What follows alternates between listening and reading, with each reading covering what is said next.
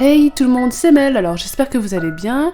Et donc aujourd'hui, on se retrouve pour un top 6 de mes persos préférés dans Harry Potter et dans les Animaux Fantastiques. On est parti. Donc en 6ème position, j'ai décidé de placer Nagini. Donc Nagini qui à la base est le serpent familier de Voldemort dans Harry Potter. Dans les Animaux Fantastiques, on découvre une nouvelle facette d'elle. On découvre qu'auparavant c'était une humaine. Et donc c'est ça que je trouve cool quand même dans ce personnage, parce que au début, elle est du côté des gentils, alors comment après elle a pu se tourner du côté de Voldemort? Il y a le fait que Voldemort parle fourche-langue, etc. Donc du coup, il a pu l'embobiner en quelque sorte. Mais j'aime bien cet aspect gentil de Nagini qu'on retrouve dans les Animaux Fantastiques, plutôt que l'aspect, entre parenthèses, méchant qu'on retrouve dans Harry Potter. En 5ème position, j'ai placé Voldemort. Alors non, c'est pas fait exprès. Nagini, Voldemort, non. C'est juste que Voldemort, en fait, c'est mon 3ème personnage préféré dans Harry Potter. Voldemort, c'est un méchant, etc.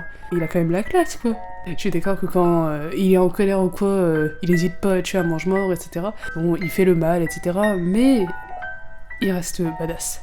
En 4ème position, j'ai décidé de placer Jacob. Jacob Kowalski, donc le moldu, le non-mage dans les Animaux Fantastiques.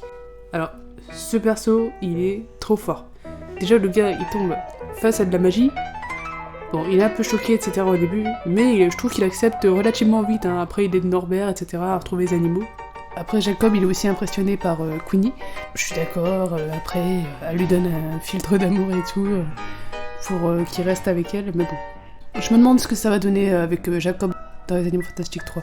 En 3ème position, j'ai décidé de placer Norbert. Donc Norbert Dragono, le personnage principal dans les Animaux Fantastiques. Déjà, c'est un pouf-souffle. Pour une fois qu'un pouf-souffle est mis en avant, bon, mis à part Cédric qui dead, pour une fois qu'un pouf-souffle est mis en avant comme ça, en mode c'est le héros de l'histoire, etc., je trouve ça cool.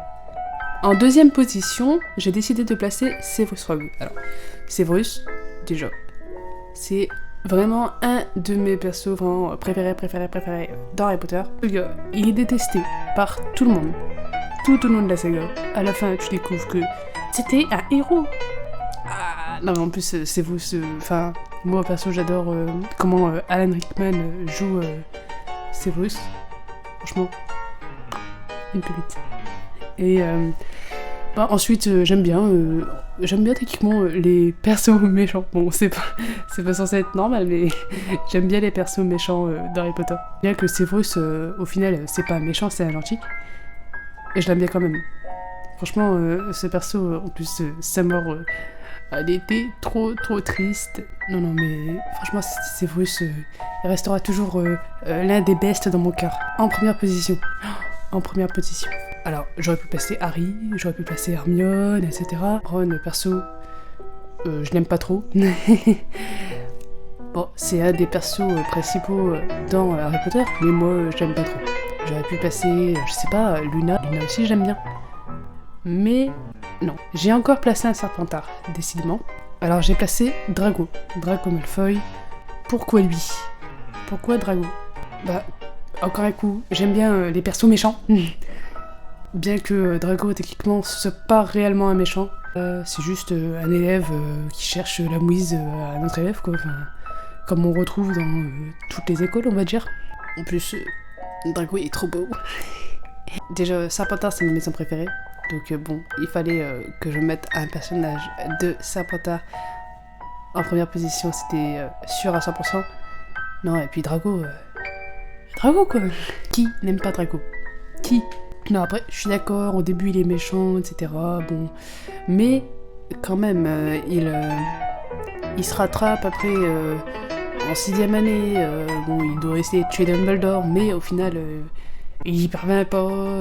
Même quand il doit le tuer face à face, il ne fait que le désarmer, quoi. Il y arrive pas. Bon, il reste quand même fidèle à lui-même, quoi. Malgré le fait qu'il soit obligé de rejoindre Voldemort. Dans le 7 partie 2, il le rejoint uniquement parce que ses parents l'ont appelé. Autrement, il serait pas allé, quoi. Non, puis, faut pas dire, c'est grâce à Drago que Harry est toujours en vie, hein. Autrement Narcissa, sans vite il serait mort, elle aurait tout de suite dénoncé Harry à Voldemort et Harry serait dead, donc ils n'auraient pas gagné la guerre. Donc cette vidéo est terminée, donc j'espère qu'elle vous a plu. À vous de me dire votre top de persos préférés des Animaux Fantastiques et d'Harry Potter dans les commentaires.